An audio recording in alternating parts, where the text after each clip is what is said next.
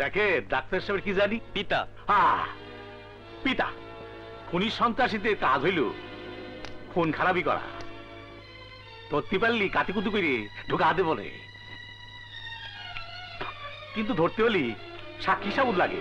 সাক্ষী তো আমার ছেলের বউ, জুমলা তার সামনে আমার ছেলেকে পুড়িয়ে মেরেছে। স্ত্রীর সাক্ষীতে কাজ হবি না নে।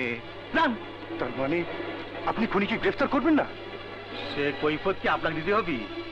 ওই মিয়া, বেশি প্যাস প্যাস করবেন না, ব্যস্ত আছি। আপনার ব্যস্ততা আমি দেখছি ওসি সাহেব। ওই কি দেখেছেন, কি দেখেছেন আপনি?